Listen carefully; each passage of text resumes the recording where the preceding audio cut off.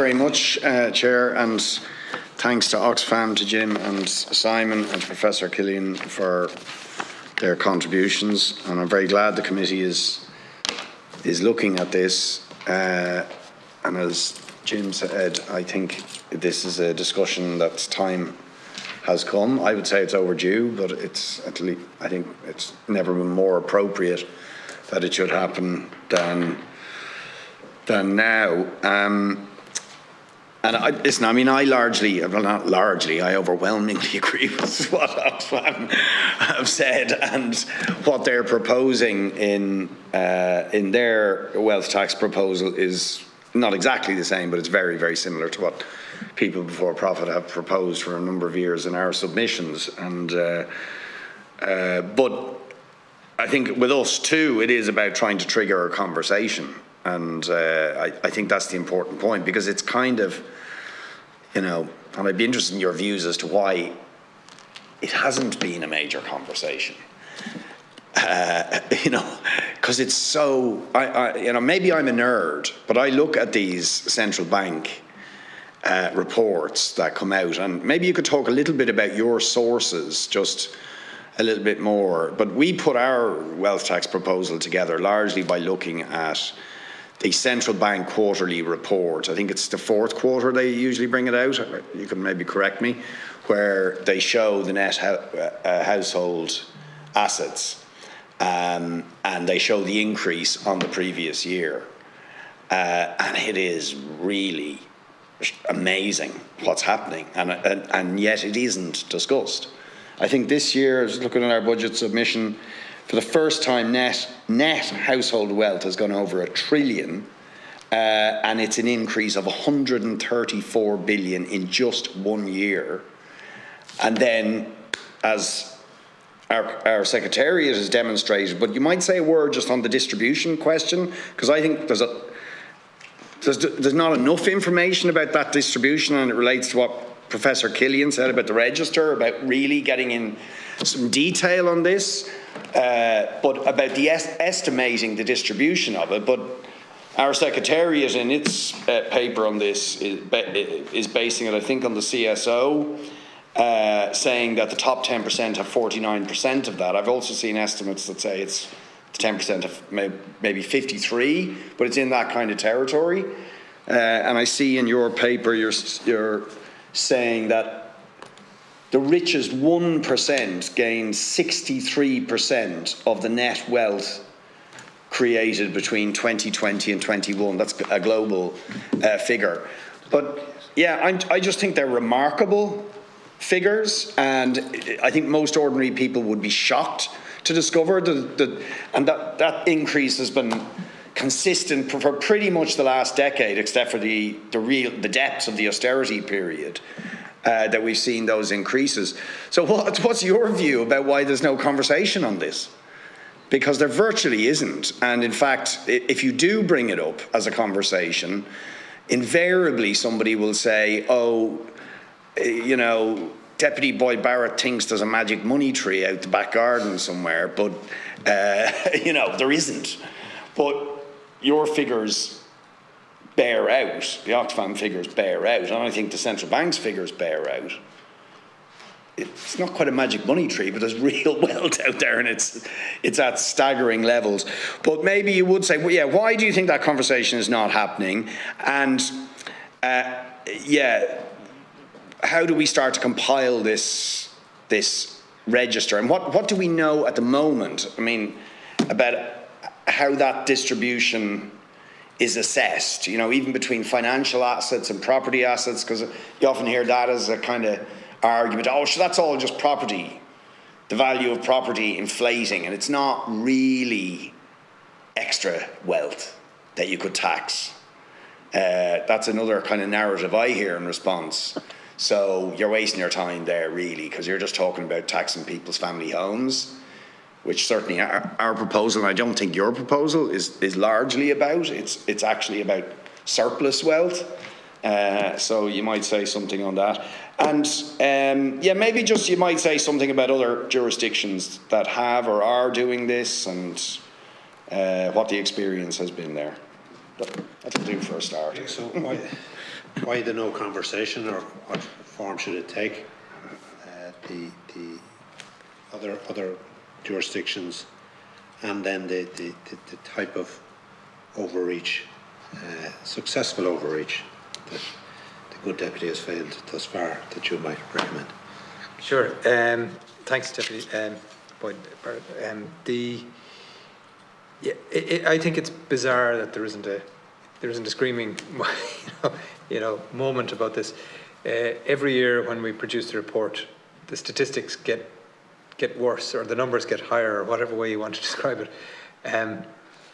The first year, or in the early years, we talked about the global piece and about the number of billionaires that owned as much wealth as the rest of the entire population put together.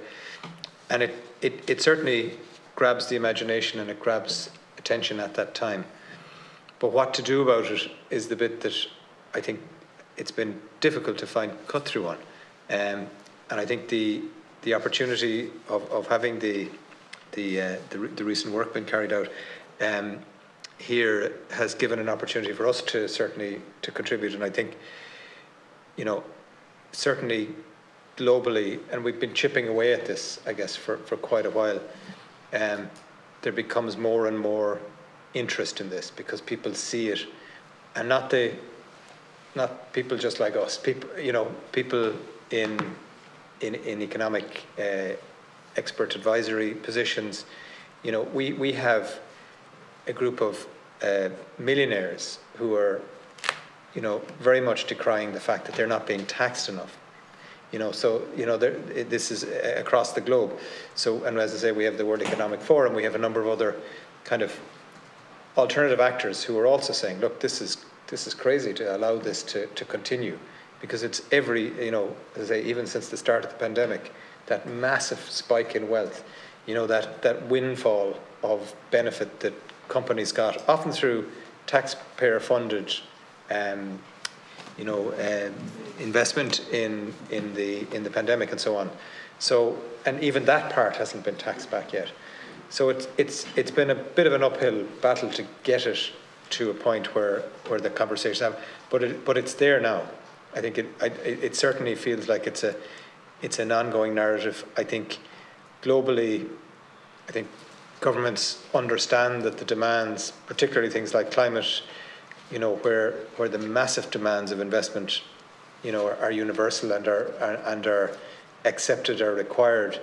Those kinds of, we would like to think, eradicating extreme poverty also.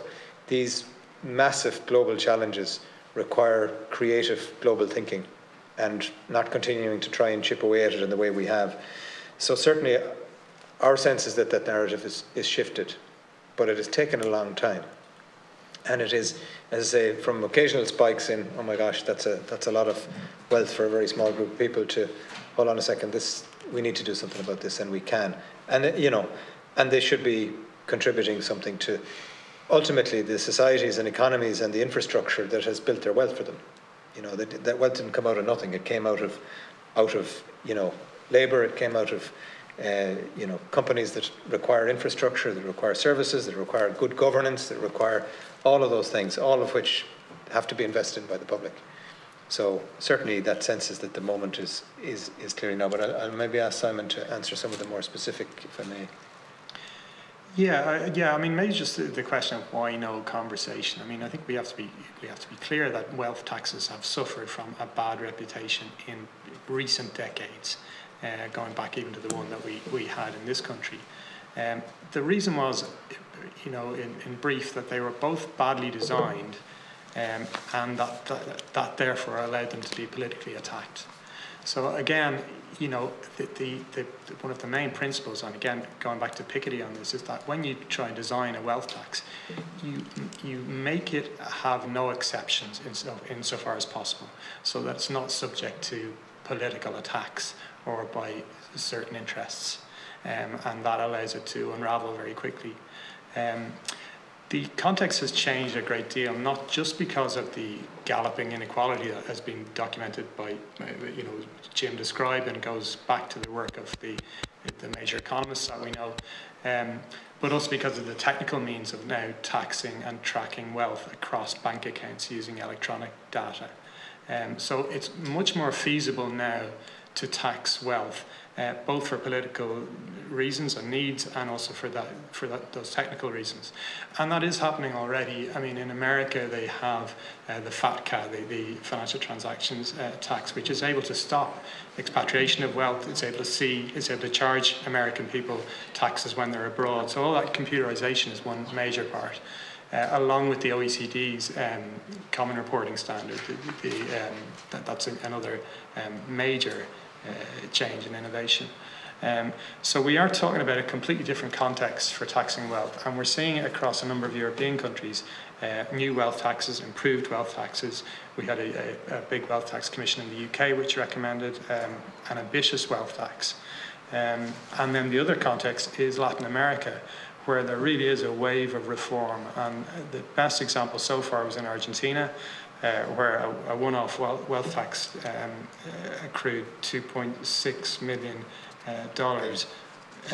in equivalent in a much smaller economy than ours, and shows that high yield can be achieved. Billion or million? Billion. Yeah. Sorry, billion. So that's kind of broadly along the same kind of level of ambition as the one that we're positing. So there is that. It's such a pity that Professor Campo is one of the leading international advocates of reform in this area. Couldn't join us today, and I just got a message that he's been prevented from joining us. But he was until recently Minister of Finance in Colombia, and that country is still pursuing a wealth tax. And one of the big things in Latin America is the advent of tax summits, which have just started this year, so that Latin American countries will come together and look at progressive taxation en bloc as a group to stop capital flight, which is obviously one of the main concerns when you come to wealth tax, and has been one of the problems in the past. In terms of this narrative that did exist, that wealth taxes don't work, and you would hear that in business circles. You know, Oxfam has been quite aggressively refuting that in recent years. So it's also a matter of facing down media stories which are imbalanced or which rely on wealth advisors' opinion, quite frankly, rather than actual empirical fact. So, for example, in Norway, there was quite a scare story about a flight of billionaires. I think it referred to, it was about 30 individuals. But the facts that we have based on the IMF fiscal monitor is that actually revenue has increased in Norway and inequality has decreased since their wealth tax. So that's the important, they're the important facts about the quality of their revenue collection and their society. Spain, again, you would see both since their wealth tax, greater revenue and a greater number of people paying taxes. And in France, an interesting one where wealth tax was attacked in a sense, in that financial wealth was taken out of it by Macron. But there are benefits in that you can see more productive investment since they brought in a tax on dividends. And again, so you can see success stories in new wealth taxes right across those examples. And then if I may just briefly, you asked about statistics. We in Oxfam use a consultancy called WealthX, and what that allows Oxfam statisticians to do is to delve more deeply into the fractions of wealth holding. The Irish Central Bank, which you mentioned, tries to reduce it to deciles, but as you know, we're talking about the top 1%, and in fact, we're talking about the fraction of extreme wealth even within that 1%. So the group, our target base for the wealth tax models that we've proposed are something more like 0.36, or 0.4 of the Irish population who hold this over 5 million or over 50 million amount of net wealth. So it's really a tiny cohort of individuals. WealthX does not. It looks at patterns of wealth holding by high net wealth individuals, so where they hold their wealth in terms of assets and stocks, and then it tries to understand, when it looks at national statistics of wealth, how those high net wealth individuals would structure their wealth. But it doesn't base its analysis on income, because that is the great failing in trying to assess wealth.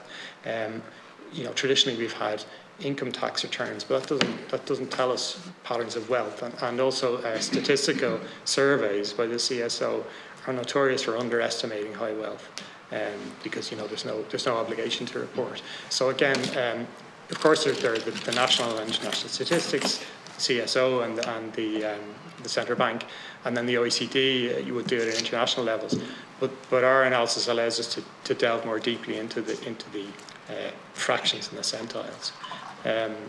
So yeah, that's a kind of outlay of the sources, and we have a full methodology note to our report, so we try and pass on to anyone who's interested. Thanks very much. Deputy Moynihan, can you